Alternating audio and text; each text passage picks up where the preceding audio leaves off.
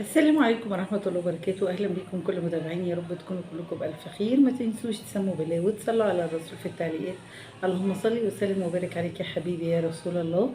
أخيرا جبت الفواحة، لسه جايباها دلوقتي وراجعة. الفواحة لو حد عارفها اللي هي اللي بتطلع معطل الجو، بس بتبقى ريحته حلوة جدا جدا. جبتها ساعتها كده 2 لتر ونص، دي الكبيرة، وفي واحدة أصغر منها تقريبا بتاخد حوالي لتر، بس أنا مرضتش أشتريها. هفتحها اهي قدامكم وأوريكم الراجل قال لي استخدمها ازاي. دي كده الغطا بتاعها اللي من فوق اللي بتتحط فيه. الراجل قال لي، هو عرفني يعني بتتركب ازاي وبيتحط فيها مية قد ايه، كل حاجة عرفهولي. بسم الله. انا جبتها لون روز، وكان في كمان لون موف، بس انا حبيت روز اكتر. بصوا كده، دي كده دي شكلها من تحت، دي المقعده بتاعتها اللي هي بتتحط فيها.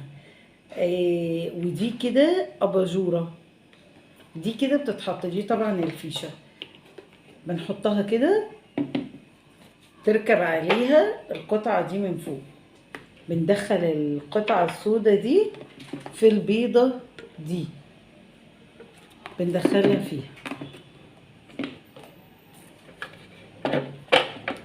كده،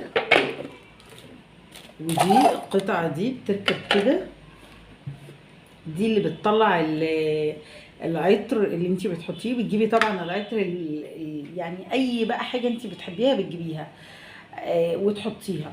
بنحطها فين؟ هنا.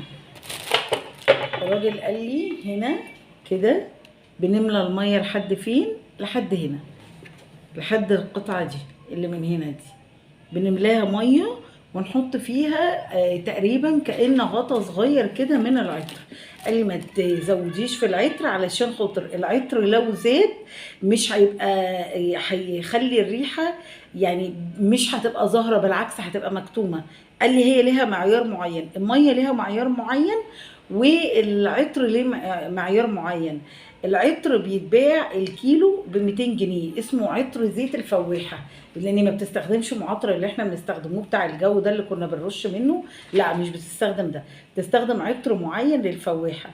العطر تقريبا ب 200 جنيه الكيلو، انا جبت ربع كيلو ب 50 جنيه. وانا جبت ريحه الخوخ، لان الخوخ انا بحب ريحته جدا وبتبقى ريحته نفاذه وجميله. طبعا بقى لما نيجي نركبها، انا حاليا دلوقتي مش حاطه فيها ميه، بس هحط فيها ميه واجيب العطر كله بيتحط هنا زي ما انا وريتكم. اركبها بس كده اهي، كده ركبت كده الشكل المظبوط بتاعها. اركبها بقى بسرعه على الستاند اللي هنا. بسم الله اهي. لازم تزقيها كده لجوه وتربطي عليها اهي. بسم الله. طيب اهي تربطيه. شايفين بقى كده؟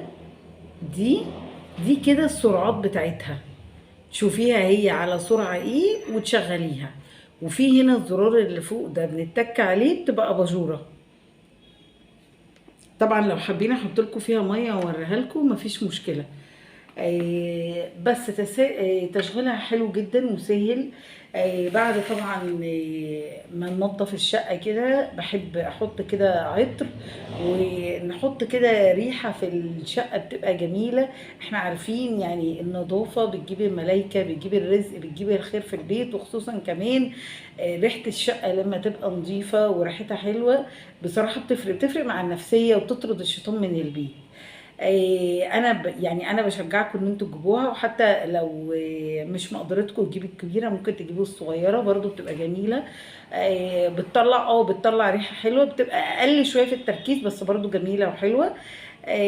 وممكن برضو لو مش حابينها برضو ما تجيبوهاش، ممكن تجيبوا اللي هو اللي كنت بستخدم قبليها في معطر الجو ده اللي هو فريدة، حلو جدا ريحته حلوه برضو بالخوخ برضو تحفه.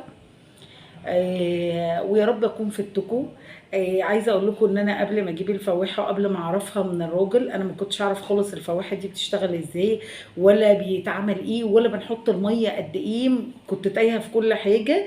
بس الحمد لله انا كده عرفتكم بتشتغل ازاي، بيتحط فيها الميه قد ايه، وعرفتكم الزيت اللي بيتحط فيها ازاي، لان الحاجات دي انا شخصيا قبل ما اجيبها ما كنتش اعرفها.